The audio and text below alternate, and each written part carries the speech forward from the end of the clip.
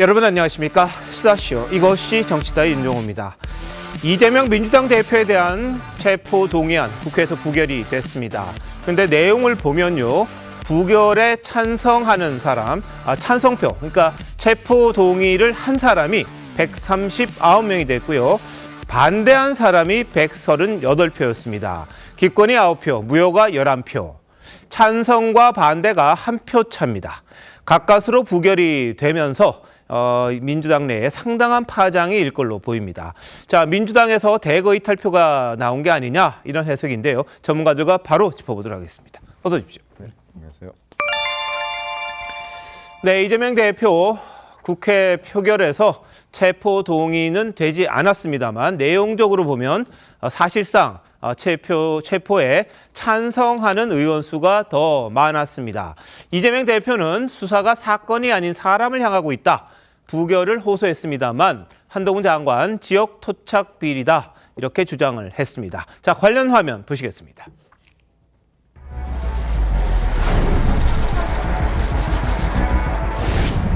위례 대장동 사업에서 이 시장 측의 다양한 사기적 수법들을 동원했습니다. 단군 일의 최대 치적이 아니라 단군 일의 최대 손해라는 말이 어울린다 하겠습니다. 구속이 될 만한 중대 범죄들입니다. 수사가 사건이 아닌 사람을 향하고 있습니다. 목표물을 잡을 때까지 하는 사법 사냥입니다. 후속 사유도 전혀 없습니다. 법치 해탈을 쓴 정권의 퇴행에 대해서 여러분께서 엄중한 경고를 보내주시기 바랍니다.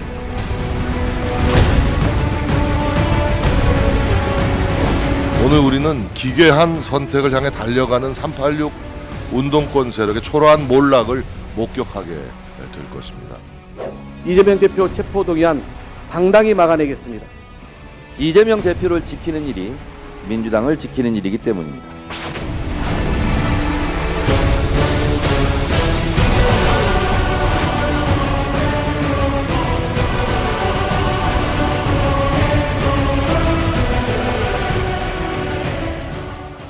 네, 오늘 이재명 대표에 대한 체포동의안 표결 결과 먼저 한번 분석해 보도록 하겠습니다. 찬성이 139표, 반대가 138표, 기권 9표, 무효 11표입니다. 자, 민주당 의석이 169석입니다. 모두가 찬성했다면 최소한 반대표가 이것보다는 31표가 더 나왔어야 합니다. 단순 계산해 보면 그렇습니다. 민주당 내에서는 압도적인 부결을 이야기했습니다만 결과는 자신들의 기대에, 특히 지도부의 기대에 못 미쳤던 걸로 보입니다. 게다가 기권, 무효 이렇게 따져보면 이 정치적인 반대표는 훨씬 더 많았다.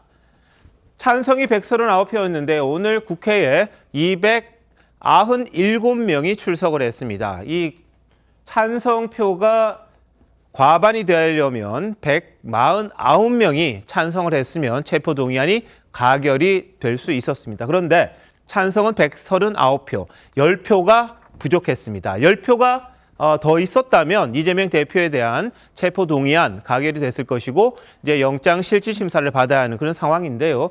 찬성표가 과반에 못 미쳐서 일단 부결은 됐습니다. 그래서 이재명 대표에 대한 영장실질심사를 위한 체포동의안이 부결이 됐기 때문에 판사 앞에 갈 일은 없어졌습니다. 자, 그런데 오늘 결과가 가져올 앞으로의 후폭풍 굉장합니다. 의석 분포 한번 보여주시죠. 자, 국민의힘은 115석입니다. 그런데 한 명이 지금 못 나오는 상황이죠. 이 감옥에 있는 상황인데 그래서 114명이 출석을 했습니다. 그리고 정의당 6명이 반대 의견을 했거든요. 찬성하겠다는 입장을 밝혔거든요. 그래서 114석에 6석을 합치면 120석 정도가 체포동의안에 가결하겠다는 기본적인 표입니다. 근데 이 중에서도 국민의힘 보면 권은희 의원이 있죠. 권은희 의원 같은 경우에는 부결 쪽에 더 힘을 싣는 걸로 알려져 있습니다. 그래서 120표가 안 되죠. 119표가 가결 쪽에 표를 던졌을 걸로 예상이 되는데 거기에 이제 시대전환 조정훈 대표 같은 경우에도 이제 찬성해야 된다는 입장이니까 120석 정도의 가결 요건이 있었습니다. 반면에 더불어민주당에서는 169석이잖아요. 그 표는 뭐 압도적으로 이 부결시킬 수 있는 표였는데 오늘 부결표는 138표에 불과했습니다. 또 무소속을 한번 분석해 보겠습니다. 무소속을 보면요. 자, 7명이 무소속입니다. 김진표 국회의장을 포함해서 7명이 무소속인데 그중에 양향자 의원은 찬성하는 입장을 보인 걸로 알려졌고요. 이재명 대표가 직접 전화까지 해서 설득을 했다. 이런 보도가 있었죠. 그러다 보니까 한 명을 제외한 7명 중에 나머지 6석은 반대하는 쪽에 갔을 겁니다. 다만 오늘 김홍걸 의원, 무소속인 김홍걸 의원이 출석을 하지 않았기 때문에 7석 중에 6명이 출석을 했고 그중에 5분은 아마 반대쪽에 표를 던지지 않았을까. 그걸 따져보면은 169에 5을 합치면 174석이잖아요.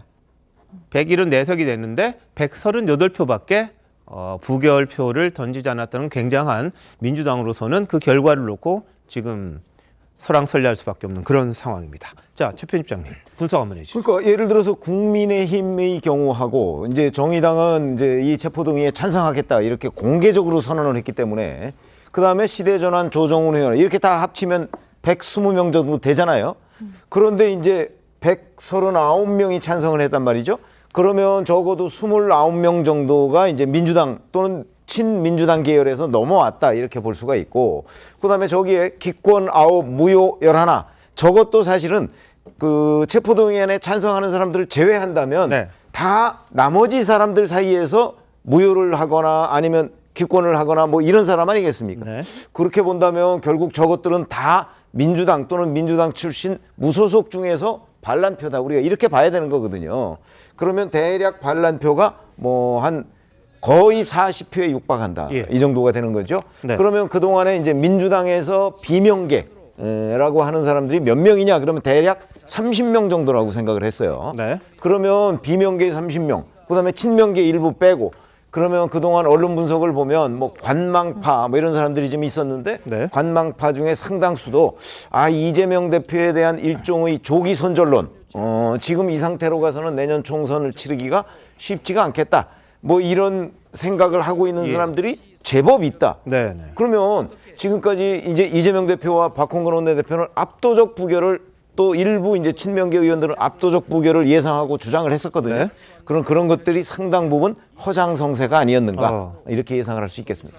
예. 자, 민주당 지금 내부적으로 굉장히 표 분석에 집중을 할 것 같습니다. 이게 도대체 무슨 일이 일어난 거냐? 굉장히 곤란한 상황이라고 볼 수도 있을 것 같은데요. 자, 김종욱 교수 어떻게 보십니까? 뭐 제가 봐도 예상 밖의 상황이 예. 벌어졌기 때문에 일단 노웅래 의원 체포 동의안 관련해서 기권이 9명 정도가 있었기 때문에 이런 어떤 계속적인 이 문제와 관련해서 기권표를 던지는 그러니까 판단을 안 하는 분을 제외한다면 저는 민주당 또는 범민주당 내부에서 30명 정도 이상의 이탈표가 있다고 생각을 합니다. 그러니까 네. 30명 정도의 이탈표가 있다라고 얘기하는 건 말씀하신 것처럼 검찰 리스크라고 얘기함에도 불구하고 이 문제와 관련해서 이재명 당대표 문제들을 당에서 털지 않으면 예. 앞으로 민주당의 활로가 없을 거라고 판단하는 사람들이 이미 존재했던 거죠. 근데 그 많은 사람들이 대체적으로는 이번에 검찰이 최초의 구속영장과 관련해서는 네. 소위 야당 탄압, 야당 파괴이기 때문에 막아야 된다라고 판단할 것이라고 해서 1차에는 적어도 대여섯 명 정도를 제외하고는 다 소위 부결에 힘을 싣지 않을 거라고 판단했었는데 저는 이런 생각을 가진 의원들이 결행을 빨리 했다라고 생각이 들어요. 네. 그러니까 이걸 다음으로 가져갈 이유가 하등이 없다. 예. 저는 그 이유는 적어도 이분들이 생각하는 가장 중요한 요인들은 민주당 리스크라고 얘기하는 건 공천 문제 또는 선거구 문제라는 생각이 들거든요. 그러니까 네. 공천을 획득할 수 있는 것과 선거구제를 개편할 수 있는 세력을 모아한다고 판단하는 것 같고 그런 부분들 관련해서 시간을 더 끌면 안 된다는 예. 판단을 해서 이번에 1차에 결행을 하자라고 하는 측이 있었을 것 같고 또 하나는 양심적으로 체포동의안 찬성하지 못한다는 의원도 저는 있을 거라고 생각하고요. 네. 그다음에 또 하나는 계속적인 사법 리스크에 대한 우려가 있었던 의원들도 있을 거라는 생각이 들고 또 지금 검찰로부터 수사를 받는 분들 같은 네. 경우도 그런 판단이 있을 것 같아서 그런 분들이 모여서 한 30여 표 정도의 상황이 됐다라고 얘기한다면 네. 저는 이 문제는 당내에 심각한 갈등을 유발할 수밖에 없다. 네. 저는 그런 측면에서 이제 그야말로 예. 이재명 당대표가 이 문제와 관련해서 어떤 입장을 밝힐 것인가 이 리더십을 갖다 좀 확인하는 상황이 될 수밖에 없다는 생각이 들어서 예. 최대의 위기이기도 합니다만 네. 또 따지고 보면 미래에 발생할 문제가 예. 이번에 발생했기 때문에 이 문제를 어떻게 잘 무마하거나 아니면 정치적 결단을 통해서 네. 풀어나가냐 이런 부분을 좀 지켜봐야 될 거라 생각이 듭니다. 예, 장윤주 변호사. 당대표 유지할 수 있을까요, 지금? 사실 그 부분에 대해서도 벌써부터 이야기가 나올 네. 정도로 오늘 결과는 사실 충격적이라고 할 수 있겠습니다. 사실 오늘 오전만 하더라도 민주당 의원들이 170표 이상의 압도적인 부결이 예상된다라는 부분들이 좀 대부분 공감된다라고 얘기가 나왔었는데 네. 사실상 투표 결과를 열어보니까 전혀 예상 밖이었던 것은 사실인 것 같습니다. 우리가 투표 결과는 항상 뚜껑을 정말 열어봐야 아는 것이고 특히나 예측하기 어려운 투표는 국회의원들의 투표라는 말이 있기는 합니다. 그래서 원내대표 선거라든지 이런 부분 항상 예상과 다른 결과가 나오는 경우가 많은데요. 이번 투표도 정말로 좀 많은 분들이 예상하지 못한 결과가 나온 건 분명해 보입니다. 예. 물론 가결이 과반을 넘지 못했기 때문에 결과적으로 부결이 된 것은 맞지만 그 내용적인 측면에서 이재명 대표가 받아들인 지금 성적표는 좀 네. 초라한 상황인 건 분명하고요. 예. 이것에 대해서 결국 당에서 보내는 당 의원들이 보내는 메시지를 이재명 대표가 어떻게 해석을 하고 네. 그것에 대해서 어쨌든 답변을 내놓아야 될 텐데 예. 그 메시지가 무엇이 나올지 좀 주목해 봐야겠습니다. 알겠습니다. 부결은 됐습니다만 지금 말씀하신 것처럼 정치적으로는 사실상 가결된 것과 마찬가지의 그 타격을 이재명 대표가 받을 수밖에 없다. 이런 해석이 지금 압도적입니다. 그리고 민주당 내에서 지금 나돌고 있는 게 살생부입니다. 살생부. 이른바 수박. 겉은 민주당인데 속은 아닌 비명계를 말하는 거죠. 뭐 20몇 명의 지금 명단이 돌면서 이들에 대한 아마 또 일정한 공격이 있지 않을까 이런 예상이 벌써 나오고 있습니다. 그 정도로 민주당 내부가 굉장한 갈등으로 지금 치달을 가능성이 있어 보이는데 자, 정우김 의원님 오늘 결과에 대해서 좀 평가를 해주신다면요. 민주당 내에 살생부 아니라 그보다 더한 게 돌아도 지금 그리고 얼마나 이재명 대표가 오늘 회의 전에 표단속을 했습니까? 네. 그럼에도 불구하고 지금 이제 앞으로의 관전 포인트는 이미 두 분이 말씀하셨듯이 이재명 대표의 향후 행보가 무엇인가. 이미 그 비명계 의원들 중에서 표결 후에 이재명 대표의 어떤 행동이 있을 것이다. 내지는 부결 후 사퇴를 언급한 정치인들이 있거든요. 근데 지금 생각보다 지금은 그래도 부결이 너무나 자연스럽게 될 줄 알았는데 결국 부결은 됐지만 찬성표가 더 많은 이러한 그 정말 그 DJ의 명언 아닙니까? 정치는 생물이다 하는 것. 이런 상황 속에서 과연 이재명 대표가 어떤 수순을 밟을 것인가가 매우 중요하고요.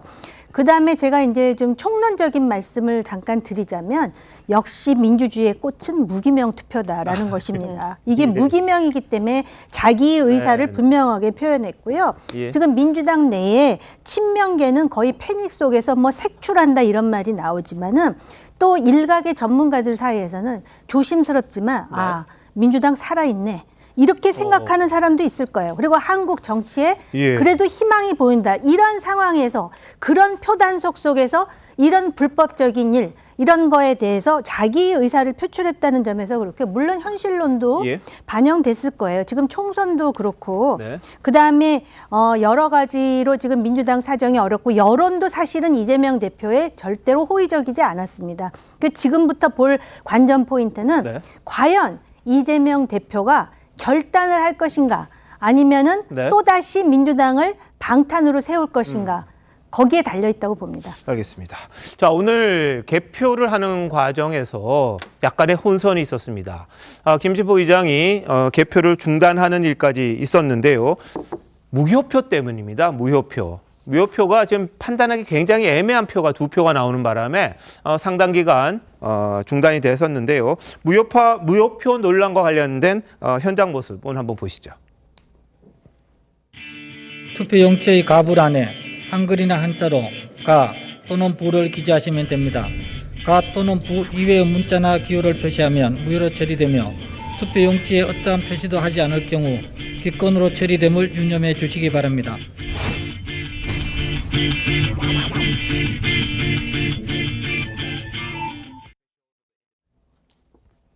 네. 자, 지금요. 무효표 논란이 상당 기간 있었습니다. 더군다나 이 찬성하는 표가 더 많았기 때문에 민주당 입장에서는 어쨌든 한 표라도 더 반대표를 만들려고 했던 것 같은데요. 자, 여러분 보시기에 왼쪽 끝에 있는 저 부분을 보시면 이거 뭘로 보이십니까? 밑에도 한번 보여주시죠. 이 두 개입니다. 이 두 가지 글씨를 놓고 이 간표 요원이라고 그러죠. 이 표를 계산하는 의원들이 보는데 국민의힘에서는 다 무효다. 이게 분지 뭔지 어떻게 하느냐. 위에는 북도 같고 복도 같다. 밑에는 우다. 이런 주장을 했던 겁니다. 그러다 보니까 이걸 가지고 이 민주당에서는 둘 다 부짠데 무슨 소리야. 한 표라도 더 부표를 하고 싶었던 것 같아요. 왜냐하면 찬성이 139표에 지금 이 두 개를 빼버리면은 137표가 부였거든요. 부. 그러니까 이거 한 표라도 더 해야 이재명 대표에게는 타격이 덜 갈 거로 생각을 하고 이 무효표를 부자로 좀 고쳤으면 하는 그런 바람이었을 겁니다. 근데 결과적으로 뭐 여러분들 보실 때 이 밑에 있는 부자 요건 한 부로 판단한 것 같고요. 위에 거는 판단이 안 된다. 그래서 무효표로 한 표씩 이렇게 갈라 가진 겁니다. 그런데 체포동의안이든 뭐든 간에 이 국회에서 표결을 할 때는 우리 한글로 가 또는 부를 해야 되고요.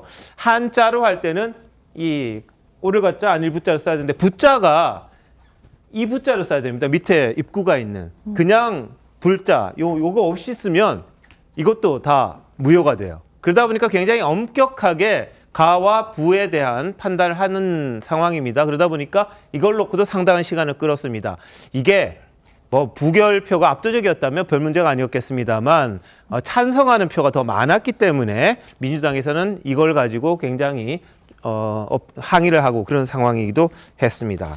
자, 최 편집장님, 뭐 이거 맨날 논란이 됩니다만 늘 논란이 돼 있죠. 예. 이게 부자냐 아니냐, 뭐 또 이제 의사 표시만 명확하면 되는 것 아니냐, 뭐 이렇게 해서 늘 논란이 돼 왔는데 앞으로는 의사국장이 이 투표 방법에 대해서 설명할 때 이건 사실은 그냥 그 글씨체를 쓰는 방법일 수도 있거든요. 그렇긴 하죠. 비읍자를 네. 이렇게 쓰는 사람도 있고 이렇게 쓰는 사람도 있잖아요. 그러니까 의사국장이 앞으로 설명할 때는 가 또는 부를 한글과 한자로 정자로 써주시기 바랍니다. 아마 이렇게 해야 될 판이에요.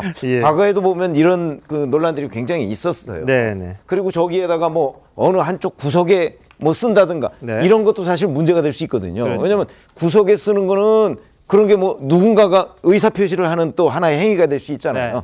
그래서 제가 보건대는 사실 누가 보더라도 그냥 이거는 의사 표시가 명확하다라고 할 때는 인정해주는 쪽으로 국회법을 바꾸는 게 맞는 것 아닌가 싶습니다. 그렇지 않고 정확하게 의사 표시를 하려면 거기에다가 정확하게 뭐 가 또는 부 이렇게 써야 되는 거죠. 근데 그냥 필기체 또는 어떤 글씨를 쓰는 습관 이런 것 때문에 문제가 되는 일은 좀 없어야 되겠다. 오늘 뭐 저것 때문에 한 40분 이상 지연이 됐잖아요. 그런 점에서 보면 저거는 무의미한 논쟁이고 그거는 그냥 저 사람의 글씨체나 뭐 이런 걸 봤을 때 그냥 간표 의원이 판단하면 되는 일이라고 생각합니다. 차라리 뭐 찬성, 반대 뭐 이렇게 두 자를 쓰면 더 훨씬 수월하지 않을까 싶은데 가 또는 부로 하도록 돼 있는 것 같습니다. 네, 이게 지금 상당히 논란이 되는 이유 중에 하나가 이 개표 당시에도 한 20분 정도 뒤면은 그 개표 결과가 나오지 않겠느냐 했는데 민주당 의원들로부터 뭐 소란스럽게 빨리 왜 안 해주느냐, 그 국회의장이 이유를 좀 설명해 주라 하면서 좀 항의가 있었고요. 그 뒤로도 한 20분 정도 시간이 지난 뒤에 국회의장이 설명을 시작했고 굉장히 그 이례적으로 무려 1시간에 걸쳐서 이 개표가 됐습니다. 그런데 지금도 계속 표 분석을 해드렸습니다만 사실은 이재명 대표에게 그 찬성표를 던지고 싶은 민주당 의원들이 사실은 찬성이라고 할 수도 없고 그렇다고 또 이제 부결이라고 하기도 그렇고 그런 분들께서 일부러 글씨를 그렇게 쓴 것 아니냐 이런 지금 해석들도 나오고 있기 때문에 이게 단순히 뭐 글자의 문제가 아니라 실질적으로는 이것이 소위 말하는 반란표로 봐야 되는 거 아니냐 이런 분석이 있고 바로 이것 때문에 지금 그 개딸이라고 하는 그 커뮤니티에서는 이 글씨가 누구냐 하면서 벌써부터 찾는다라고 얘기가 나오고 있고 심지어 오늘 그 박홍근 원내대표를 향해 가지고도 압도적 부결을 예상해 놓고 이게 무슨 결과냐 하면서 상당히 그 분노하는 글들이 올라오고 네. 있다고 하는데요. 예. 저는 어쨌거나 이 가부에 있어서 민주당 의원들의 고심이라는 것이 앞으로 이재명 대표를 필두로 해서 총선을 치르게 됐을 경우에 수도권 의원들이 느끼는 그 위기감을 지금 당장에는 이재명 대표한테 찬성으로 보여주지는 않는다 하더라도 예. 이런 식으로 무효표라든지 아니면 기권표 혹은 글씨를 읽을 수 없는 이런 무효표를 만들어냄으로써 네. 상당히 그 압박을 준 것이다. 또 이렇게 예. 해석할 수도 있을 것 같습니다. 예, 오늘 결과 다시 보여드릴게요. 찬성 139표, 반대 138표, 기권 9표, 무효 11표. 지금 기권과 무효는 사실상 어떻게 보면 찬성을 하는데 그걸 참아 못했던 반란표가 아닌가 이렇게 해석이 가능하겠죠, 정 의원님? 그런 경우가 많아요. 왜냐하면 저게 얼마나 진지해야 되는데 아까 부자 중에 그 위에 있는 부자는 그런 심리 상태를 보여준다라는 해석이 가능할 네. 것 같은 게요. 예. 과거에도 왜 이제 그 뭐 위원장이나 의장을 뽑을 때 그 사람을 뽑을 수밖에 없는 당론인데 네. 마음에 들지 않으면 이름을 일부러 철자를 바꿔서 써서 예, 무효표를 만들거나 그러니까 국회의원으로서 소극적인 저항을 하는 거거든요. 네네. 근데 이렇게 중차대한 상황에서 기권표 그리고 무효표가 예상외로 많이 나왔다는 것은 그런 어떤 심리적인 갈등을 보여주는 예다라고 봐도 네네. 크게 무리가 없을 것 같아요. 예, 예. 자, 자칫 잘못했으면 이 기권이나 무효했던 분들이 일부만 정말 다섯 분만 마음을 이렇게 바꿨다면 이 통과도 됐을 가능성이 있어요. 물론 이게 뭐 바로 구속한다는 의미는 아닙니다. 판사 앞에 가서 이제 영장 실질 심사를 받는 그런 건데 김정우 의원님 당내에서 지금 이거 가지고 지금 어떤 식으로 지금 전개가 될 것 같으세요? 제가 볼 때는 당분간은 갈등이 분명히 있을 것 같아요. 예.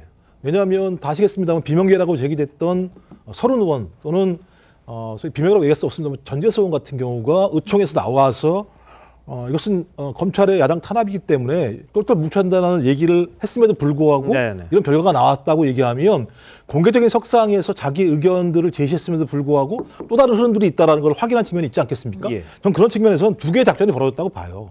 이재명 당대표를 중심으로 한 친명계 같은 경우는 네. 170석 이상을 확보를 해서 소위 이것이 야당 탄압이고 야당 분열이기 때문에 맞서야 한다라고 하는 어떤 흐름을 만들려고 했던 측면이 하나 있을 것 같고 또 하나는 소위 말하는 비명계라고 얘기되는 적어도 20-30명 정도의 계파를 가지고 있다는 측에서 저는 모종의 작전을 했다고 생각해요. 거기 나오는 게 뭐냐면 부결로 사퇴 구도입니다.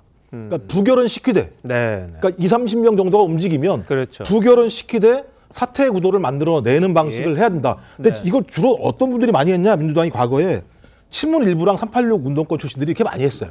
제가 볼 때 주로 이런 분들이 계획을 짜고 실행을 해서 매우 어려운 구도를 만드는 방식들을 예. 혜택을 했다. 전 그래서 아마도 두 개의 작전이 벌어진 것이고 적어도 친명계가 비명계라고 얘기되는 이 작전을 했던 의원 그룹들을 설득하지 못한 측면이 분명히 있다. 좀 네. 그렇다면 이건 돌아오기, 화해하기 어려운 구도가 만들어진 측면이 분명히 있기 때문에 네. 저는 이 문제의 파장이 만만치는 않을 거다. 네. 왜냐하면 어떤 형태로든지 말씀하신 것처럼 무효든 기권이든 아니면 가결이든 이동을 했다라는 것이고 그렇죠. 이동을 했다라고 하는 건 이재명 당대표와 당내 주류가 얘기하는 얘기에 동의할 수 없다라는 얘기들을 공개적으로 드러낸 거죠.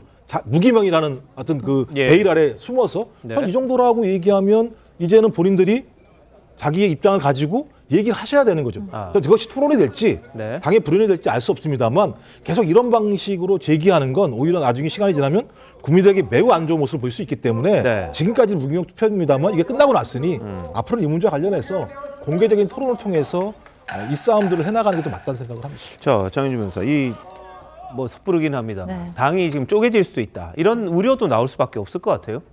사실 뭐 분당 가능성에 대해서는 뭐 국민의힘이든 민주당이든 늘 언제나 나오는 얘기이긴 한데요. 사실 분당이라는 것 자체가 당 입장에서는 쉬운 일이 아니기 때문에 지금 뭐 그럴 가능성은 얘기하는 것은 크게 의미는 없을 것 같습니다.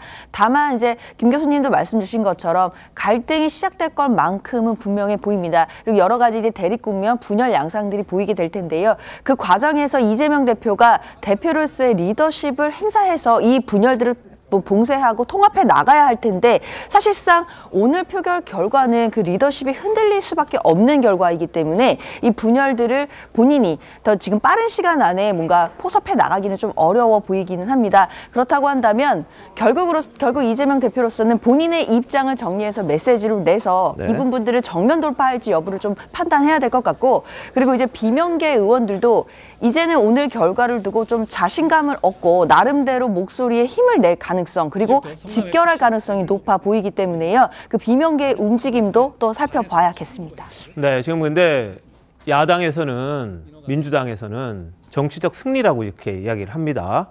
하지만 여당에서는 이재명에 대해서 정치적 사망 선고 내린 것과 같다. 이렇게 지금 서로 입장이 충돌하고 있거든요.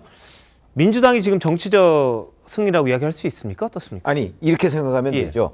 정치는 과정도 중요하고 결과도 중요하다. 흔히 객관적으로 그렇게 예. 얘기합니다. 근데 지금 민주당은 과정은 보지 않고 결과만 본 거죠. 네. 이게 가결이냐 부결이냐. 근데 부결이었기 때문에 우리는 이겼다 이렇게 보는 거예요. 예. 관점의 차이이고요.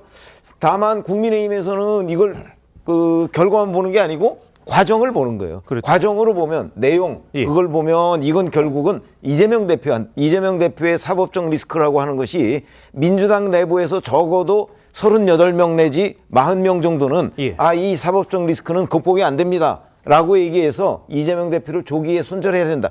이렇게 판단을 하고 있다는 게 드러난 거잖아요. 네. 그러니까 그 부분이 커 보이는 거거든요. 예. 그러면 이제 앞으로 지금 뭐 이게 만약에 이재명 대표에 대한 마지막 체포동의안이었다 그러면 문제가 깔끔하게 해결될 텐데 네. 이게 첫 번째 체포동의안이고 예. 앞으로 제2, 제3의 체포동의안이 있을 가능성이 매우 높거든요. 네. 그런 관점에서 본다고 한다면 앞으로 몇 개월 뒤에 있을 체포동의안은 이거보다 체포동의안에 대한 찬성표가 적게 나오진 않을 거라고 저는 봅니다. 네. 더 많이 나오겠죠. 그럴까요? 지금 10표 차이잖아요. 예. 이렇기 때문에 지금 이거를 이제 관점의 차이로 여기까지는 왔는데 네. 그러면 앞으로 이제 이재명 대표가 몇 달 내로 또다시 예상이 되는 체포동의안 예. 이런 문제는 사실은 어찌 보면 뭐 훨씬 더 이재명 대표가 노력은 하겠지만 네. 그 전망은 암울하다 예. 이렇게 얘기하는 게 아마 객관적인 분석일 겁니다.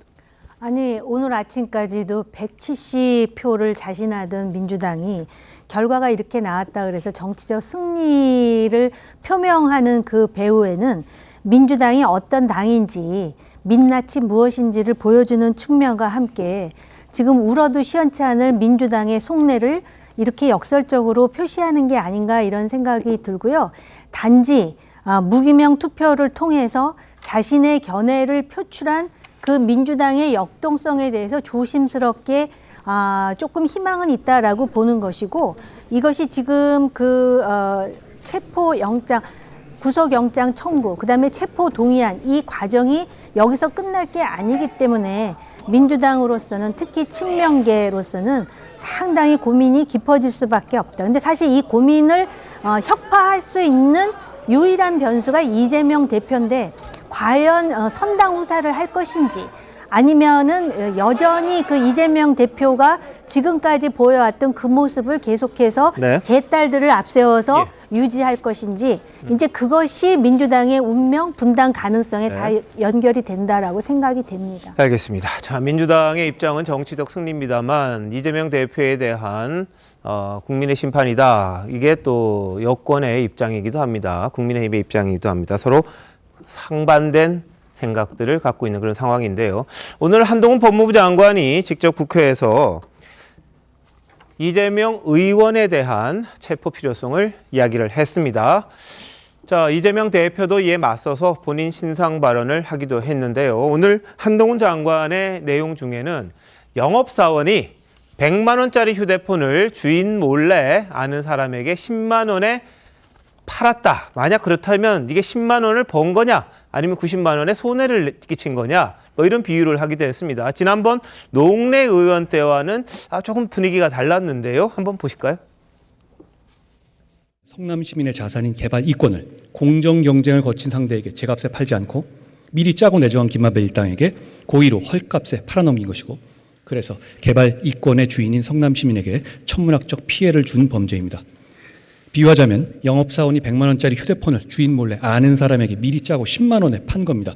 여기서 주인은 90만 원의 피해를 본 것이지 10만 원이라도 벌어준 것 아니냐는 변명이 통할 수는 없을 겁니다. 위례 대장동 사업에서 이 시장 측은 위례 대장동 공모지 침서를 남욱, 김만배 등 일당과 함께 만들었습니다. 아예 수험생이 시험 문제를 직접 출제하게 한 겁니다. 네, 휴대폰 이야기를 했고요. 수험생이 시험 문제 직접 출제하게 만든 거다. 이렇게 또 비유를 하기도 했습니다. 자, 배승민 변호사 어떻게 들으셨습니까? 상당히 그 국민들께 소상히 설명하려는 것 아닌가 할 정도로 그 예시들이 그 굉장히 좀 쉬운 예로 들었던 거 아닌가 싶습니다. 지난번에 한동훈 장관이 노웅래 의원의 체포 동의안을 설명할 때와는 상당히 좀 다른 모습이 아닌가 싶은데요. 그 노웅래 의원에 대해서 체포 동의안을 설명할 때 이 반대표가 많이 나온 이유 중에 하나가 바로 너무 구체적인 범죄 사실 그리고 거기에 대한 증거를 설명한 것, 이것이 좀 민주당 의원들로부터 반감을 샀다, 이런 어떤 피드백이 있었다고 저도 생각이 드는데요. 그래서인지 모르겠습니다만 이번에 이 한동훈 장관이 어차피 이 그 체포 동의안 설명에 있어서는 국민들께도 다 보여주는 것이기 때문에 네. 상당히 그 국민들 눈높이에 맞춰서 설명을 했다, 이렇게 보이고요. 굉장히 쉬운 예입니다. 그러니까 100만 원짜리 휴대폰을 10만 원에 팔았다. 이런 상황에서 과연 주인이 이득을 입은 것이냐, 네. 누가 생각하더라도 예. 그 주인 입장에서 판단을 할 수 있기 때문에 이 배임죄에 대한 설명을 굉장히 쉽게 설명했다고 보고요. 네. 또 이 공범들과의 공모관계를 그 시험 문제와 비교를 하면서 시험 문제를 먼저 주고 시험을 본다면 당연히 그 부분에 있어서는 불공정이다라고 국민들께서 판단을 할 수밖에 없는데 예. 그런 부분에 대한 설명이 굉장히 좀 매끄러웠다. 그리고 이번에는 상당히 좀 빠른 속도로 네. 그 말이 이어졌는데 아마 그것은 너무나도 많은 것을 설명하려다 보니까 예. 그 말이 좀 빨라졌던 거 아닌가, 이런 생각이 듭니다. 자, 국회에서는 오늘 공방이 이어졌습니다. 한동훈 장관의 공격에 이재명 대표가 방어를 했는데요. 일단 구속 사유를 놓고 벌어졌던 신경전 한번 보시겠습니다. 법률에 정한 구속 사유는 도망에 염려한 화이트칼라 범죄에서는 곧 중형 선고 가능성을 의미합니다.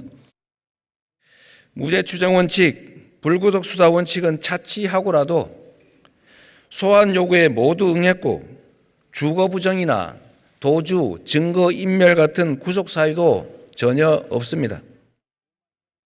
유력 정치인이기 때문에 도망갈 염려가 없다는 주장대로라면 이 나라에서 사회적 유력자는 그 어떤 범죄를 저질러도 구속되지 않아야 하고 전직 대통령, 대기업 회장들은 왜 구속되어 재판을 받았는지 설명할 수 없을 겁니다. 영향력이 큰 제1야당 대표라서 구속해야 한다는 등의 해괴한 억지와 정치적 선동 언어만 가득합니다. 제가 지금까지 설명드린 어디에도 민주당 대표 이재명의 범죄 혐의는 없습니다. 오직 성남시장 이재명의 지역 토착 비리 범죄 혐의만 있을 뿐입니다. 네. 자, 뭐 중대 범죄라는 점, 그리고 지역 토착 비리라는 점, 이 점을 강조를 했습니다만 이재명 대표는 어디 도망갈 데가 어디 있느냐, 이런 취지로 이야기를 했습니다. 자, 장윤주 변호사 어떻게 들으셨어요? 네, 구속영장 청구가 될 때 구속영장의 그 구속 사유라는 것이 도주의 우려나 증거인멸의 우려라는 것은 대부분 다 알고 계시는데요. 사실 이것을 야당 대표와 그리고 이제 한동훈 장관이 바라보는 관점이 좀 다른 것 같습니다. 야당 대표이기 때문에 도주의 우려가 없다라는 측면도 있는 것이고, 그리고 이제 이재명 대표로서는 증거인멸 우려 부분을 조금 더 얘기를 하는 것인데요. 사실 검찰이 주장하는 대로 지금 대장동 관련된 뭐 증거가 차고 넘치게 검찰이 확보하고 있다라고 한다면 역설적으로 이재명 대표가 과연 어떤 증거를 인멸할 우려가 있는 것인지 대묻지 않을 수 없는 것이고, 그리고 검찰 수사의 항상 최종적인 목표는 유죄 판결을 결국 재판에서 받아내는 것이지 구속영장을 청구해서 신병을 확보하는 것이 최종 목표는 아닙니다. 예. 그렇다고 한다면 증거가 차고 넘치게 있다고 하니까 기소를 해서 재판 과정에서 공개 법정에서 증거를 제시하고 이재명 대표는 거기서 또 피고인으로서 방어권을 행사하면 되는 것이 아닌가라는 생각도 듭니다. 알겠습니다. 자, 그리고 한동훈 장관 당군 일의 최대 치적이라고 이제 이재명 대표가 말한 적이 있었죠. 그걸 빗대서 당군 일의 최대 손해라고 이렇게 반박을 했습니다. 이재명 대표는 목표물을 잡을 때까지 하는 이 사법 사냥이다, 이런 비판을 했는데 한번 보시죠. 위례 대장동 사업에서 이 시장 측은 다양한 사기적 수법들을 동원했습니다. 사기적 내통의 결과 대장동에서 김만배 일당은 천문학적 수익을 실제로 챙겼습니다. 시민 입장에서는 단군 일의 최대 치적이 아니라 단군 일의 최대 손해라는 말이 어울린다 하겠습니다. 이 많은 공범들과 관련자들에 대한 법원에서 소명된 구속 이유와 공소 사실은 이 시장에 대한 이 사건 핵심 범죄 사실을 모두 포함하고 있습니다. 다 소설이고 조작이고 증거 없다는 주장, 불법 없었다는 주장을 할 단계는 이미 지나갔습니다. 50억 클럽은 면죄부를 주고 도이치모터스는 수사하지도 않는 검찰이 이재명은 반드시 잡겠다고 검사 60여 명을 투입해서 근 1년간 그야말로 탈탈 털고 있습니다. 저를 겨냥한 압수수색이 보도된 것만 332차례, 공개 소환도 3차례나 했지만 모멸감을 견디며 모두 응했습니다. 수사가 사건이 아닌 사람을 향하고 있습니다. 목표물을 잡을 때까지 하는 사법 사냥입니다. 아무리 깊어도 영원한 밤은 없습니다. 진실의 힘을 믿겠습니다. 그리고 국민과 역사의 힘을 믿겠습니다. 네. 대장동이 9천억 원 가운데 성남시가 가져간 건 1,800억 원밖에 안 됐다. 이런 주장을 또 했습니다. 자, 어떻게 들으셨어요? 이게 초창기부터 사실 계산이 달랐죠. 네. 검찰의 계산과 이재명 대표의 계산이 달랐는데 이재명 대표는 5,503억을 공익 환수한 것이다. 그러니까 1,830억 정도의 배당금, 거기에다가 뭐 이 공원화 부지, 네. 뭐 그다음에 뭐 그 어떤 그 터널 뭐 이런 부분을 이제 비용을 부담시킨 것, 뭐 이런 것까지도 이제 다 공익 환수의 범주에 포함을 시켰고요. 검찰은 배당금 외에 나머지는 다 대장동 일당들의 수익을 늘리는데 기여한 거지. 네. 그리고 비용 처리를 한 것이지. 이게 그 공익 환수했다고 하고 어렵다. 이래서 사실은 대장동 일당이 가져간 그 액수를 검찰은 7,886억이라고 보고. 네. 그다음에 이재명 대표 쪽이 환수했다고 본 거는 1,830억이라고 본 거예요. 그러다 보니까 이제 원래 7,886억 중에 성남도시개발공사 측이 처음에 제기했던 보고서를 보면 그중에 70% 정도를 가져와야 된다고 하는 거거든요. 근데 70%를 가져와야 되는데 1,830억밖에 못 가져왔기 때문에 나머지 거의 5천억 원에 가까운 돈이 배임이다. 지금 이렇게 계산을 하고 있는 거고 이재명 대표는 이제 1,830억 외에 나머지 걸 다 환수했다. 이렇게 보고 있는 거죠. 이건 뭐 사실은 누구 말이 맞느냐 하는 건 법원에 가서 우리가 판정을 받아야 되는데 일반적으로 얘기하면 사실은 배당금 외에 나머지는 대장동 일당들도 그걸 실제 다 비용으로 처리했어요. 그걸 성남시에 무슨 기부 체납한 걸로 처리하지 않았거든요. 그렇기 때문에 검찰의 입장이 법원에서 받아들여질 가능성이 훨씬 더 높은 건 아닌가 이런 생각을 합니다. 뭐 법원의 판단 한번 받아봐야겠고요. 대장동 개발 수익률을 놓고도 서로 충돌을 했습니다. 상반된 입장인데 이어서 한번 보시죠. 이 사건은 일견 복잡해 보이지만 사실 매우 단순합니다. 성남시라는 지자체에서 일어난 이재명 시장과 특정 업자들의 정경유착과 지역 토착 비리로서 죄질과 범행의 규모 면에서 단 한 건만으로도 구속이 될 만한 중대 범죄들입니다. 뚜렷한 혐의도 없이 제1야당 대표를 구속시키려는 헌정사상 초유의 이번 사태는 대한민국 헌정사의 역사적인 한 장면으로 남을 것입니다. 영장 혐의 내용이 참으로 억지스럽습니다. 대장동 이 9,606억 원 중에서 성남시가 가져간 돈은 1,830억 원에 불과했습니다.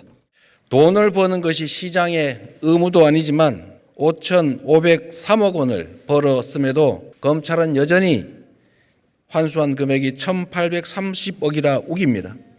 대장동 사업자를 선정할 때 수익의 70% 이상을 받아와야 한다는 성남시 실무진의 보고는 묵살됐습니다. 개발 이익의 70%를 환수 못했으니 배임죄다라고 하는데 70%라는 수치는 대체 어디서 나온 것입니까? 수익률에 대한 입장도 전혀 달랐습니다. 뭐 민간 개발만 했으면은 0%였을 텐데 그건 괜찮냐 이런 반론을 이재명 대표가 제기하기도 했었는데 한동훈 장관은 70%가 적정하다는 직원의 이야기, 실무진의 보고가 있었다 이렇게 반박을 또 했습니다. 자, 김종욱 교수 이건 어떻게 보십니까? 저는 한동훈 법무부 장관 얘기 중에 이 사건은 일견 복잡해 보이지만 사실 매우 단순합니다.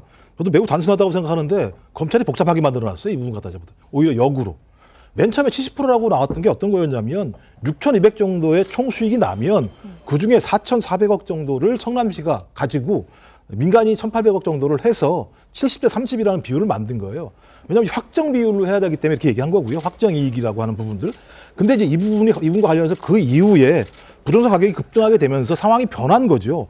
그래서 얘기하는 4,400억 플러스 추가 환수란 게 1,100억이잖아요. 그래서 이재명 당대표가 얘기하는 건 5,503억을 환수했다라고 공공으로 환수했다고 얘기하는 것이고 이 환수를 이재명 당대표만 주장하는 게 아니라 지난번 선거법 문제 관련해서도 마찬가지입니다만 대법원에서 5,503억을 공익적으로 환수한 게 맞다. 그 내용 중에서 공원 부지를 건설하는 비용, 그다음에 지하 주차장을 만드는 비용 이 내용이 다 명시돼 있어요. 그러니까 대법원에서도 5,503억 정도를 공익으로 환수했다라고 얘기하는 건데 왜 검찰에서는 대법원 판결문에 대해서는 아무것도 적시하지 않으면서 1,830억이라고 저기 가격을 낮춰서 오히려 배임의 양을 엄청나게 만들어낸 방식이거든요. 저는 오히려 한동훈 법무부 장관이 대법원 그러니까 최종적인 확정 판결을 내는 대법원 판결문과 판결을 무시하고 본인들의 범죄 혐의라고 하는 부분들의 유죄 확증을 더 만들어내기 위해서 이렇게 만들어오기 때문에 오히려 아주 단순한 문제를 좀 검찰이 더 복잡하게 만들었다고 생각합니다. 알겠습니다. 이거 뭐 법원의 판결이 좀 있어봐야 될 겁니다. 이 판단 부분은. 다만 검찰에서는 5,503억 원의 부분을 인정을 했다. 이런 대법원 판단은 이번 사건에서 자신들이 바라보는 그 기준과는 좀 다른 거였다 이렇게 이야기를 하고 있습니다. 그걸 자세히 들여다본 게 아니라 이 말했을 때 시점에서 이게 허위냐 아니냐 이런 부분만 판단한 거지 이게 구체적인 내용까지 본 건 아니다 이런 입장을 이야기하고 있고요. 한 장관은 진술에만 의존한 수사라는 민주당 주장에 대해 다수의 물적 증거들이 적시돼 있다 이렇게 이야기를 합니다. 보시죠. 이 사건의 특별한 점은 범죄가 장기간에 걸쳐서 공적 외형을 갖춘 채 진행되어 성남시와 그 상대인 기업들에게 범죄 혐의를 입증할 내부 자료, 즉 물적 증거가 많이 남아있다는 점입니다. 다수의 물적 증거들이 구속영장 청구서에 적시된 사실관계와 정확히 일치합니다. 이 사건은 관련자가 아주 많습니다. 유동규, 남욱 등 업자들뿐 아니라 네이버, 두산 등 기업 관련자들조차 자신들이 뇌물 공여죄로 처벌받을 것을 감수하면서도 진실을 말하고 있습니다. 검찰에 목이 잡혀 궁박해진 이들의 바뀐 진술 말고는 그 장기간의 대규모 먼지털이 수사에도 아무 증거가 나오지 않습니다. 오히려 1,000억 이상을 추가 부담시켜서 업자들이 욕을 하면서 반발한 사실이나 정영학 녹취록 내용 같은 무죄의 정황만 차고 넘칩니다. 네, 자, 한 장관은요 성남FC 사건을 사례로 들면서 후불제 뇌물 이런 말을 썼습니다. 할부식 뇌물 이런 말을 썼는데 한번 보시죠. 성남FC 사건은 이재명 시장이 성남 시민의 자산인 인허가권을 사유하여 현안 있는 기업들을 타겟으로 노골적인 인허가 장사를 한 것이었습니다. 먼저 흥정을 걸고 뇌물을 받았다는 것이 이 범죄의 본질입니다. 그 과정에서 희극적 상황들이 속출했습니다. 후불제 뇌물, 할부식 뇌물 방식으로 뇌물이 지급됐습니다. 기업들이 이재명 시장 믿지 못하고 약속한 청탁을 실제로 들어주는 것을 건건히 확인하고 나서야 뇌물을 지급한 것이었습니다. 불법의 대가성이 이렇게 명확하고 노골적이었습니다. 일각에서는 이 시장 본인이 돈 직접 받지 않았으니 죄 없다고 아직도 주장하지만 제3자 뇌물죄는 본인이 한 푼도 받지 않아야 하는 것이고 한 푼이라도 받으면 단순 뇌물죄가 되는 겁니다.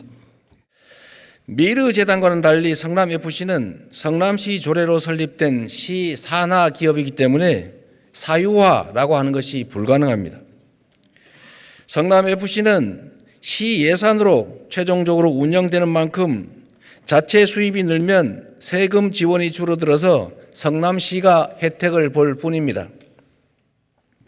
누구도 성남FC를 통해 사익을 취할 수 없고 실제 사익을 취한 바도 없습니다. 기업 유치를 위한 성남시 행정은 모두 적법하고 정당했습니다. 시 예산으로 운영되는 시 산하 기업의 광고 수입이 어떻게 뇌물이 될 수가 있습니까? 네, 아주 공방이 치열하게 맞붙었던 상황이었습니다. 자, 배승희 변호사 보실 때는 어떠세요? 그러니까 지금 저 이재명 대표의 그 오늘 국회에서의 발언을 들어보니까 저 얘기를 바로 법원에 가서 그대로 하면 그 영장 실질 심사에 대한 답변이 되지 않겠느냐 저는 이런 생각을 했거든요. 그만큼 상당히 구체적으로 답변을 했는데요. 저렇게 당당하신데 왜 국회에서 저런 발언을 하면서 체포 동의안의 부결을 요청했는지 좀 이해가 안 됩니다. 특히 그 변호사로서 그 구속영장에 대한 그 조목조목 반박을 하시던데 이 가장 중요한 거는 바로 범죄의 중대성이고 그리고 사안의 중대성이겠죠. 특히 관련해서 이 성남 FC만 보더라도 지금 공범들이 구속돼서 기소가 됐습니다. 그러니까 이 성남 FC 사건에 있어서 그 가장 중요한 부분은 행정 행위를 돈으로 주고 사면 안 된다라는 우리 뇌물죄에 대한 그 법적 취지를 좀 생각해 보면 어떤 행정 행위를 하는 데 있어서 같은 행위를 누구는 빨리 해주고 누구는 안 해주고 누구에게는 좀 특혜를 주고 누구에게는 안 해주고 바로 이런 기준이 바로 돈을 주고 받는다. 바로 이익의 향유라고 할 텐데 그런 부분에 있어서 돈을 줬다. 그러니까 뇌물을 지급했다고 하는 사람들이 이미 그 관련 증거를 내고 있기 때문에 구체적인 증거들이 나왔다. 이렇게 지금 한동훈 장관은 이야기하는 것인데요. 네. 그 이재명 대표가 그런 게 없다면 바로 그 부분에 대해서 영장실질심사 판사 앞에 가서 이야기를 하면 된다라고 생각이 들고요. 대장동과 관련해서 한 말씀만 드리면 지금 민주당 쪽에서는 지금 이 대법원 판결이 있는데 무슨 소리냐 이렇게 이야기하시지만 거기에 변호사도 있고 특히 이재명 대표 변호사 아닙니까?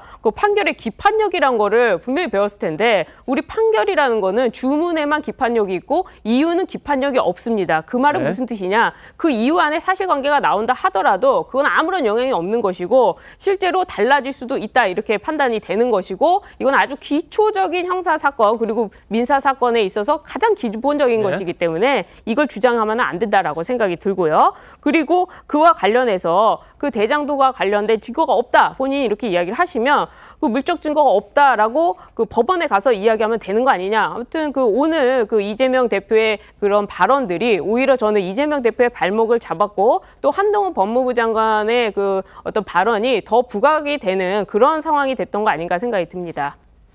대장동 관련해가지고 부패방지법 또 이해충돌방지법에 위반되는 다양한 물적 증거와 인적 증거가 있다라는 것입니다. 그러면서 물적 증거와 관련해가지고 이면 계약서에 사인한 것까지 다 우리는 가지고 있다 이런 얘기를 하면서요. 또 인적 증거와 관련해서는 이재명 정진삼만 빼고는 다 얘기했다라는 거예요, 지금. 자기의 불이익을 무릅쓰고 다 얘기해서 이거 영장 심사할 때 우리는 이 증거를 다 제시할 수 있다라는 의미고요. 성남 FC와 관련해 가지고는 만약에 이게 후원 광고라고 하면은 깨끗하게 기업으로부터 광고비 받고 광고해 주면 되는 건데 이걸 어떤 식으로 했냐면 성남 FC를 살리겠다고 당신네들 민원이 이거였지. 그러면 이 청탁을 들어줄 테니까 성남 FC에 당신은 얼마, 당신 기업은 얼마 이렇게 하니까 또 기업 측에서는 그럼 돈 다 대주고 민원을 안 들어주면 어떻게 합니까? 해가지고 이거 나눠서 할 테니까 한 번 10억 주면 그 다음에 용적률 바꿔주고 그 다음에 10억 주면 다른 민원을 들어주고 이게 바로 할부식이라는 거거든요. 그럴 뿐만 아니라 이게 성남 FC 같은 경우는 법인이기 때문에 과거의 박근혜 정부의 미르재단과는 다르다라는 주장을 하는데 그게 다르다라고 이재명 대표는 주장을 하지만 네. 실제로 무슨 네이버라든지 이런 기업을 상대하면서 네이버가 처음에 후원금 내는 거에 대해서 꺼려 하니까 예. 그럼 더도 말고 덜도 말고 이재명 재임 기간 3년 남았으니 1년에 20억씩 하라라는 말을 정진상이가 했다라는 네. 거 아니에요. 그러니까 그런 증거를 볼 때 과연 이것이 정상적인 그러한 어떤 광고가 아니라 예. 결국은 인허가권을 가지고 흥정을 하면서 자신의 어떤 정치적 이해, 그러니까 나는 시장으로서 성남 FC를 이렇게 잘 살렸다라는 그 이해를 만들기 위해서 네. 지금 이렇게 제3자 뇌물죄와 관련된 그런 범죄 행위를 한 게 아니냐. 예. 그 대표적인 예가 광고 싫어요. 네이버에서는 광고 안 하겠다고 하니까 결국은 돈은 받고 희망살림이라는 예. 기관을 통해서 편법으로 했다라는 거 아닙니까? 네.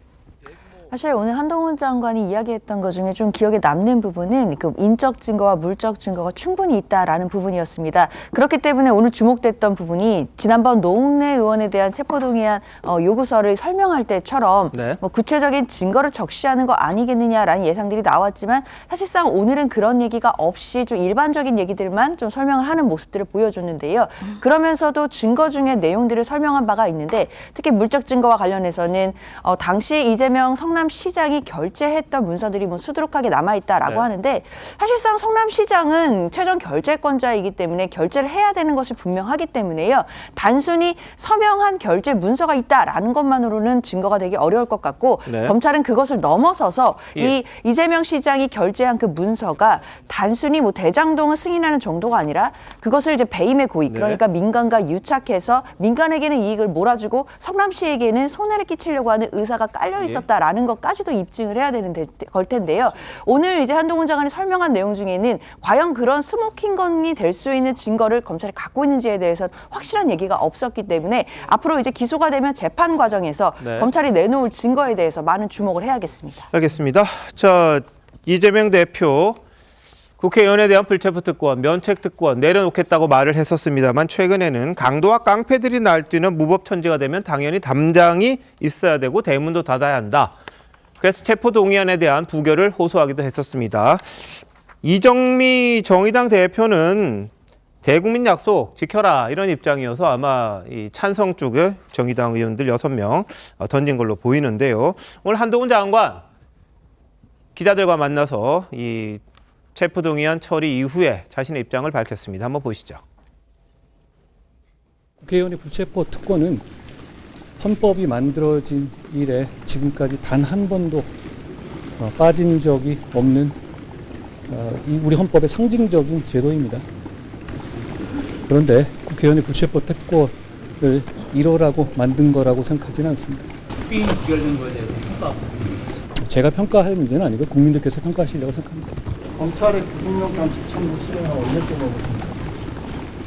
검찰이 저에게 어떤 수사의 계획이라든가 이런 걸 보고하지는 않습니다. 검찰이 지금 굉장히 뭐 정치적 중요한 분에 대한 사건이긴 하지만 그래도 검찰 입장에서는 통상의 형사 사건입니다. 통상 사건, 형사 사건 수사하듯이 진행할 거라고 생각하고 특별히 제가 아는 건 없습니다. 오늘 결과에 대해서 예상했던 거와 다르게 나오셨나요? 아니면은? 저는 제가 할 일은 의원님들과 국민들께 이 사안에 대해서 설명드리는 일이고요. 그 이상 제가 뭐 예상하고 그런 일을 하지는 않습니다. 네.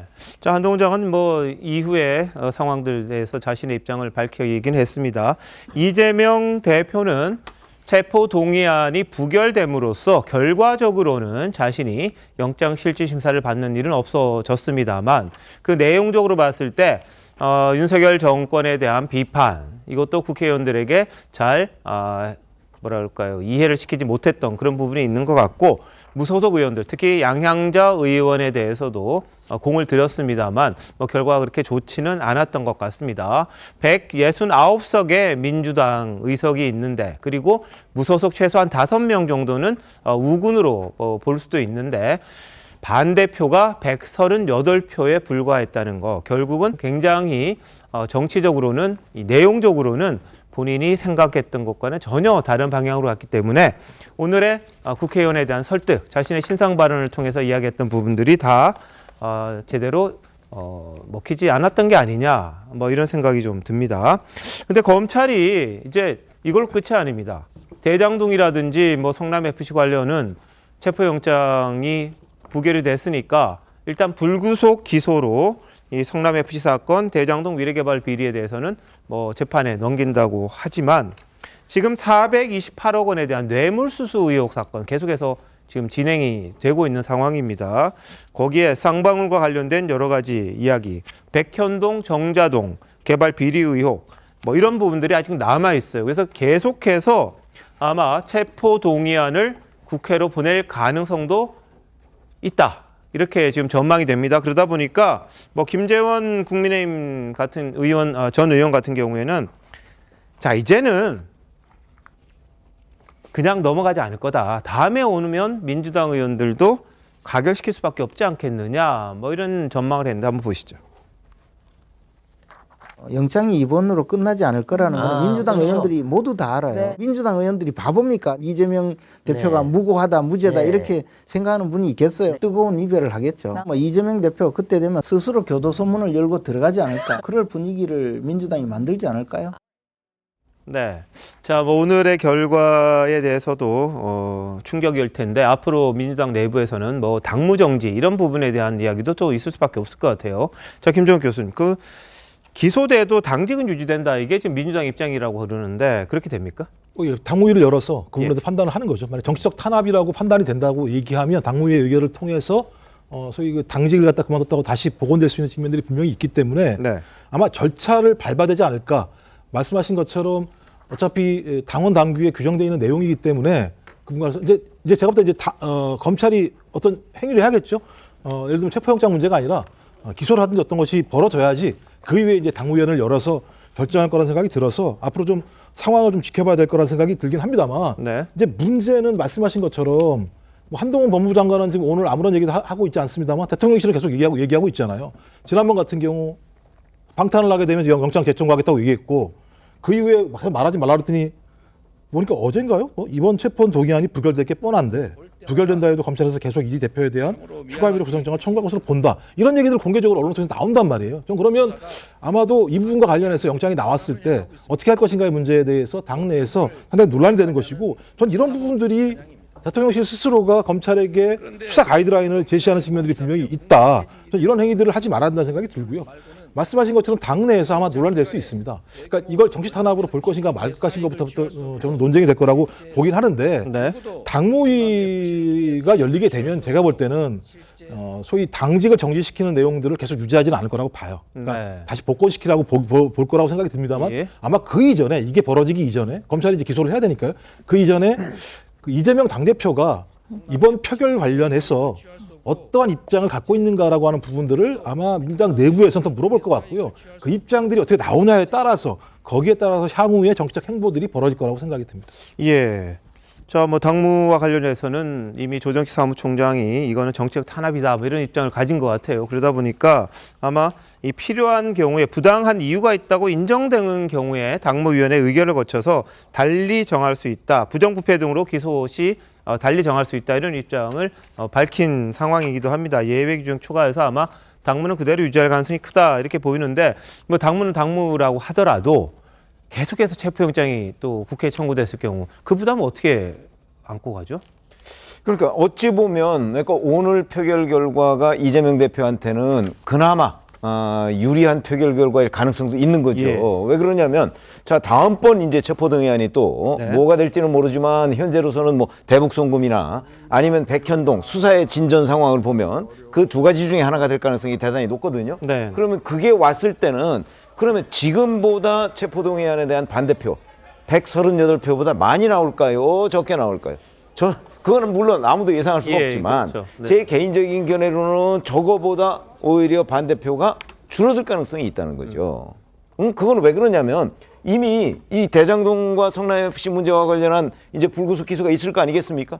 그러면 3월에만 선거법 위반과 관련해서 3번의 재판이 있어요. 그럼 이 불구속 기소와 관련해서 3월에 이제 공판 준비기를 거쳐서 뭐 4월이나 5월쯤에는 이제 이 재판도 시작이 돼요. 그러면 일주일에 적어도 한두 번씩 계속해서 이제 재판에 가야 되는 상황에서 또다시 체포동의안이 만약에 국회로 왔다. 그러면 지금보다 상황이 훨씬 더 악화된다고 봐야죠. 이렇게 된다면 이재명 대표한테는 앞으로 이런 그냥 부결됐으니까 됐다 하고서 넘어갈 상황은 아닐 것이고 지금 이 상황에서 어찌됐든 간에 뭐 당내에서 당원들의 재심을 묻는다든가 어떤 식의 돌파 카드가 나오지 않으면 비명계로부터 아주 심각한 그 어떤 대표직 사퇴 그런 압박을 받을 가능성이 있고 이에 대한 여론은 여론대로 또 계속 나빠질 것이다. 그러면은 민심이 계속 나빠지면 지금 아무리 당내에서 다수를 장악하고 있다고 할지라도 그거를 버티기가 쉽지 않다. 어찌 보면 지금부터가 진짜 위기다 이렇게 볼 수 있습니다. 다른 것보다도요. 민주당이 지금 상당히 당혹해하는 상황이라 이 얘기가 그냥 쑥 들어가 버렸는데 노웅래 의원 있잖아요. 그 체포 동의안 때 반대하는 표가 161표가 나왔어요. 그래서 오늘은 무엇보다도 161표보다는 반대가 더 많을 거라 그랬는데 지금 뭐 아까 우리 윤 앵커도 말씀하셨지만 이것저것 계산해 보면 많게는 40표의 반란표가 나왔다는 해석까지 가능한 상황이잖아요. 근데 이런 상황을 어떻게 야당 탄압이라고 할 수 있겠습니까? 심지어 민주당은 그 노웅래 의원의 경우 딴 것보다도 한동훈 법무장관이 소위 그 청구를 하면서 요청을 하면서 돈 바스락 뭐 이런 얘기 때문에 네. 반발해서 그랬다는데 예. 이 경우에는 굉장히 드라이하게 그냥 있는 내용을 얘기했음에도 불구하고 이것이 40표의 반란표가 나왔다라고 이론적으로 본다면 이걸 과연 민주당 내에서 이재명 대표가 지금 야당 탄압을 받는다. 그렇기 때문에 당원 80조에 적용되지 않는다라고 할 수 있겠느냐라는 겁니다. 그러니까 다음번에 예. 체포동의안이 올라오고의 여부를 떠나서 네. 지금 이 상황으로도 과연 당원 80조가 적용 사안에 해당되지 않는다라고 자신 있게 말할 수 있느냐는 거죠. 예, 그러니까 지금 뭐 사법 리스크가 계속해서 이어지는 그런 상황입니다. 그런데 이재명 대표 이번 주부터 피고인으로 직접 법정에 출석합니다. 피고인 신분으로 법정에 서는 건 한 3년 반 만인데요. 이 대표가 방송에서 고 김문기 개발 1차장 몰랐다 이렇게 말한 것 등과 관련해서 이 공직선거법 위반 혐의로 기소가 된 상태였죠. 어떤 발언들이 문제가 됐던 건지 한번 보시죠. 산하 직원이고 뭐 해외 출장도 같이 갔는데 어떻게 모를 수 있냐 그러지만 제가 뭐 그 실제로 하위 직원이라서 기억이 안 나고요. 국토부가 요청해서 한 일이고 공공기관 이전 특별법에 따라서 저희가 응할 수밖에 없는 그런 상황입니다. 만약에 안 해주면 직무유기 뭐 이런 걸 문제 삼겠다고 협박을 해서 네, 김 전 처장 몰랐다는 것 그리고 백현동 부지 용도 변경을 국토부가 요청했고 안 응하지 않으면 직무유기 문제 삼겠다는 협박받았다. 이 두 가지 정도가 지금 쟁점이 되고 있는데요. 자, 김 교수 어떻게 보십니까? 제가 볼 때는 재판이 진행되겠습니다만 이 문제 관련해서도 계속적으로 얘기했던 것이 하위 직원이라서 시장 재직 때 몰랐다라고 하는 부분 자체가 기억의 문제 아니겠습니까? 근데 기억의 문제를 가지고 예를 들면 사법적으로 단죄할 수 있을 것인가 없을 것인가의 문제, 또 하나는 이 문제 제기가 소위 선거에 얼마만큼 큰 영향을 끼쳤는가의 문제도 되게 중요하다고 봐요. 그러니까 이 문제 때문에 예를 들면 선거에서 패배했는가라고 볼 수 있는가라고 하는 측면들이 분명히 있을 것 같고요. 말씀하신 것처럼 백현동 문제도 마찬가지입니다만 소위 이 혐의와 관련해서 소위 압박을 받았는지 안 받았는지 문제와 관련해서 아마 재판 과정에서 양측의 입장들이 분명히 제기가 되겠죠. 근데 이 내용 때문에 소위 선거 문제를, 그러니까 제가 볼 때 선거의 핵심은 선거 운동을 통해서 이런 허위사실 또는 허위사실이 아니라고 하는 논쟁을 떠나서 만약 허위사실이라고 하더라도 그것이 선거를 좌지우지할 만한 중대한 사안인가라고 하는 판단과 관련해서 법원이 판단할 거라는 생각이 들기 때문에 뭐 지켜봐야 될 거라는 생각이 들고요. 네. 제가 볼 때 민주당 입장에서는 이 문제 관련해서는 소위 큰 문제가 되지 않을 거라는 판단들을 내부에서 많이 하는 것 같고요. 예. 하지만 뭐 재판에서 말씀하신 것처럼 지켜봐야 될 것 같고, 만약에 이 재판에서 이재명 당대표가 만약에 뭐 무죄 이렇게 나오게 됐을 때는 또 다른 좀 반전 효과가 분명히 있을 거라는 생각이 들기 때문에 지켜봐야 될 거라고 생각이 듭니다. 예. 네, 이재명 대표가 그 검찰의 수사를 받으러 나가면서 이런 얘기를 했어요. 본인은 그 평일에 일을 해야 되기 때문에 그 주말에 가서 조사를 받겠다라는 취지로 이야기를 했는데 이제 그 재판이 시작되면 평일에도 가서 재판을 받아야 되는데 그렇게 되면 이제 당무를 언제 할 것인가 하는 문제를 다시 물을 수밖에 없을 것 같습니다. 그래서 재판이 계속 진행되는 것 자체가 이재명 대표로서는 상당한 리스크로 작용할 것이다. 과연 그때와 다르게 뭐라고 변명을 할 것인가? 평일에 재판을 받아야 하는 거는 그 재판부가 그 변경을 해주지 않으면 무조건 가서 받아야 되고 네. 또 피고인으로서 무조건 참석을 해야 되기 때문에 예. 상당히 어렵다고 생각이 들고요. 그리고 이 사건과 관련해서 그 특히 고 김문기 씨 모른다라고 했던 발언은 상당히 그 본인에게는 태풍과 같은 일로 벌어졌다 이렇게 보는 것이 유동규 씨 같은 경우에도 고 김문기 씨를 모른다고 한 그 발언 때문에 본인의 심경의 변화를 느껴서 네. 사실은 좀 변하게 됐다라고 이야기를 했었고 예. 또 대선 과정에서 실제로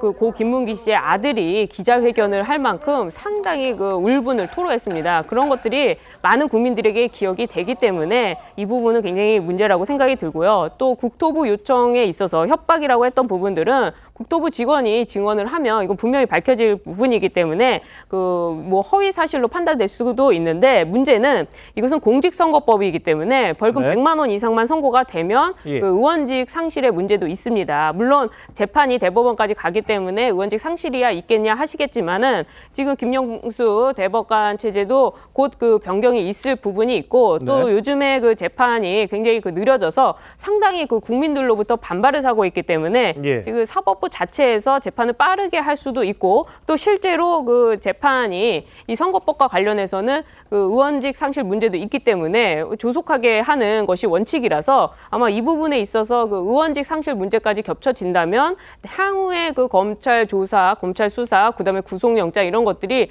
그 쓰나미처럼 한 번에 네. 몰려올 수도 있는 거 아닌가 이런 예상이 됩니다. 알겠습니다. 원래 뭐 선거법 관련은 6개월 안에 빨리빨리 해야 되는데 이게 아직도 제대로 진행은 안 되고 있는 그런 상황이기도 합니다.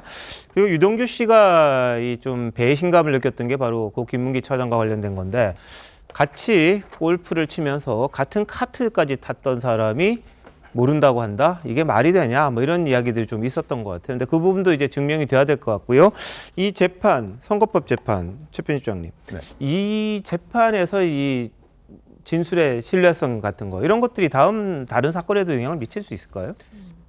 그거는 뭐 이제 재판부가 다르니까 예. 직접적으로 영향을 미치지는 않죠.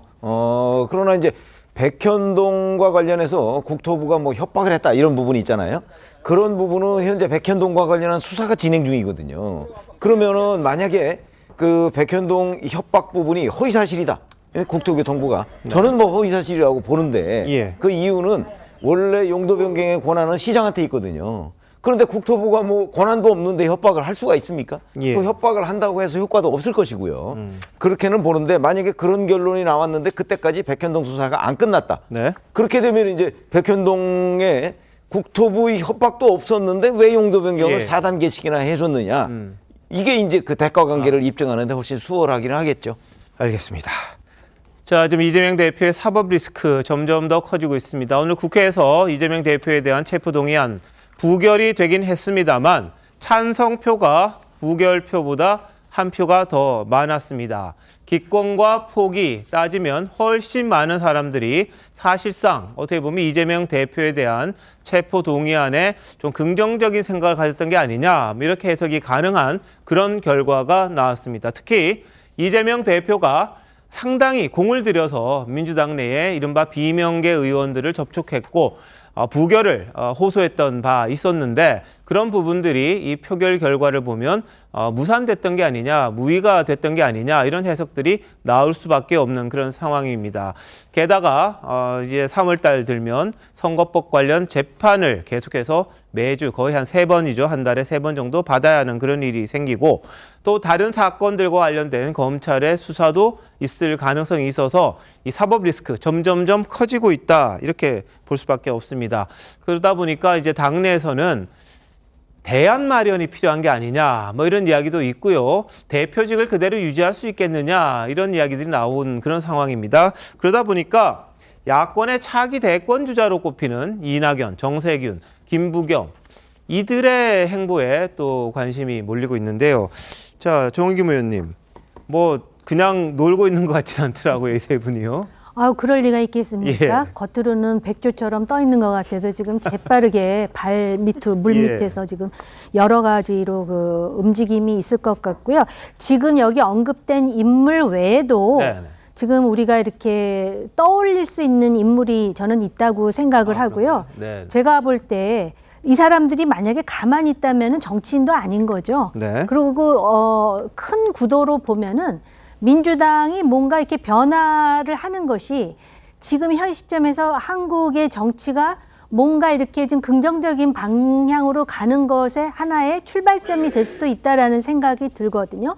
너무나 그 이재명 대표 체제에서 상당히 그 어떻게 보면은 정치에만 그리고 지금 양당 간의 정치보다는 정쟁으로만 지금 계속되는 이 상황을 돌파하는 데 있어서 하나의 마중물이 될 수도 있다라는 생각이 예. 들고요.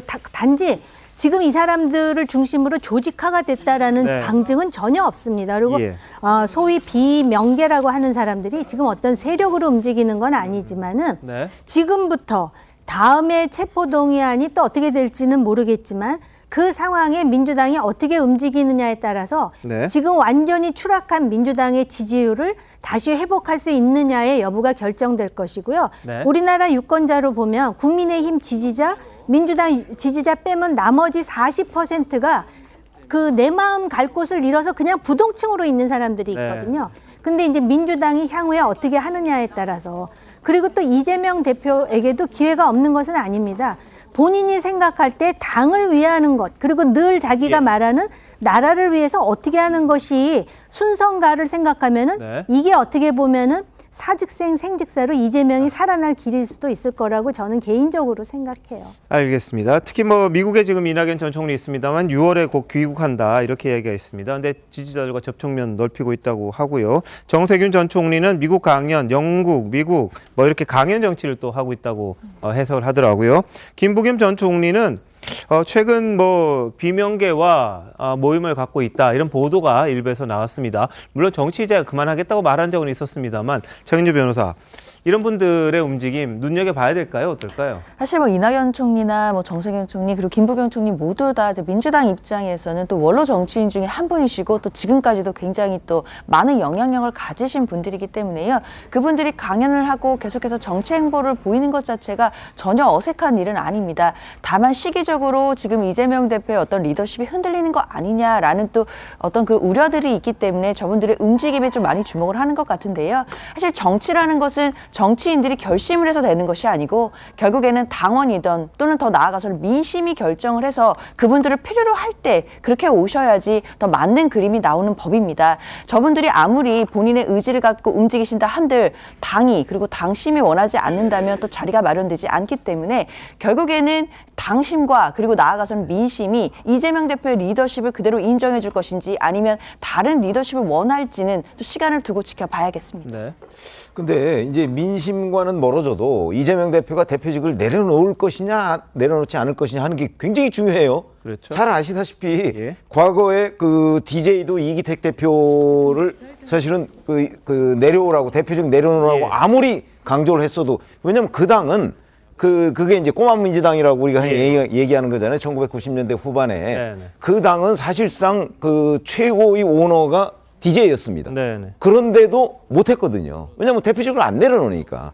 그런 점으로 본다면 지금도 이재명 대표가 아무리 뭐 민심이 이재명 대표 그 대표직을 내려놔야 된다 이렇게 얘기를 하더라도 본인이 스스로 결단하지 않으면 불가능한 일입니다. 그렇기 때문에 아마 이낙연 전 총리나 정세균 전 총리, 김부겸 전 총리 다들 뭐 뭔가 이렇게 움직이고 그거는 뭐 유사시에 대비한 거에 불과하고 실질적으로는 친명계와 그 맞서야 되는 상황인데 현재 세력으로 보면 그렇지 않잖아요. 그래서 이제 검찰 수사가 조금 더 진전이 되면 지금 있는 친명계가 또 상당 부분 흔들릴 것이고 그렇게 되면 이제 이 경쟁 관계가 어느 정도 성립이 될 텐데 현재로서는 불가능하다고 봅니다. 알겠습니다. 과거 꼬마 민주당이 버티고 있다 보니까 DJ가 나가서 당을 만든 일이 있었잖아요. 그렇죠? 그러니까 DJ가 그 이재명 이기택 대표 보고 내려놓으라 그러는데 안 내려놓으니까 자기가 당을 만들었잖아요. 그랬었잖아요. 그래서 민주당의 적통이 꼬마 민주당으로 가 있었던 그런 적도 있긴 있었습니다. 그러니까 대표직을 본인이 고수하겠다 그러면 그걸 내려놓게 만드는 게 참 힘들다 이런 한 사례이기도 했는데 자 어떻게 보십니까? 제가 볼 땐 이낙연, 정세균, 김부겸 이 세 분 같은 경우는 본인들이 모든 걸 결정할 수 있는 상황은 아닌 것 같아요. 비대위 상황이 될 거냐 이런 상황에 맞춰야 될 것 같고 말씀하신 것처럼 핵심적으로는 이재명 당대표의 결단 문제가 분명히 있을 겁니다. 당대표직 또는 영장 실질 심사를 받느냐 이런 문제가 분명히 있을 것이고요. 의원 쪽에서 논의가 될 건데 제가 주목하는 건 아까도 말씀드렸습니다만 친문과 386 일부 의원들이에요. 이분들이 주로 어떻게 했냐면 비대위란 체제를 통해서 상위에 있는 비대위원장을 매개로 해서 자기들이 민주당 내부에서 나름대로 지분을 가지면서 자기의 정치적인 어떤 영역들을 넓혀왔거든요. 저는 지금도 이런 연장성이 분명히 있다고 보기 때문에 이 사람들의 영향력이 당내에서 어느 정도의 예를 들면 대중적 공감대를 가질 수 있을 것인가. 저는 그것을 갖지 않는다면 비대위 체제로 가기도 또 어려운 측면들이 분명히 있어요. 비대위라는 게 힘이 있어야 되고 완전히 무너져야 되는데 그런 상황도 아니라는 느낌이 들기 때문에 오히려 저는 의원총회에서 이재명 당대표에게 어떤 형태로든지 결단을 요구할 거라고 보고요. 그 결단에 대해서 이재명 당대표가 어떻게 끌고 나갈 것인가의 문제를 지켜본 다음에 그것도 안 된다면 제가 볼 때는 비대위라고 하는 이 순서로 가야 될지 당장 오히려 정세균, 김부겸 이 두 분이 올라오시게 되면 우리 역풍을 맞을 수 있다는 생각이 들기 때문에 그 판단은 잘 하셔야 된다고 생각이 듭니다. 이재명 대표가 던질 가능성이 있습니까? 대표직? 제가 볼 때 지금 당장은 이 부분과 관련해서 그러니까 당대표직을 논다는 게 쉬운 문제가 아니에요. 말씀하신 것처럼 77.7%의 당원들이 지지를 해서 당대표가 됐고 아직까지 죄가 있는지 없는지 모르는 상황인데 이런 부분이 분명히 있기 때문에 조금 더 시간은 필요하다고 봅니다. 알겠습니다. 지도자들이 정치적 결단을 낼 때가 좀 있었는데요. 이재명 대표 어떤 생각을 할지 잠시만요. 대한민국 이슈의 중심, 스타쇼 이것이 정치다. 여기까지입니다. 내일 다시 찾아뵙겠습니다. 고맙습니다.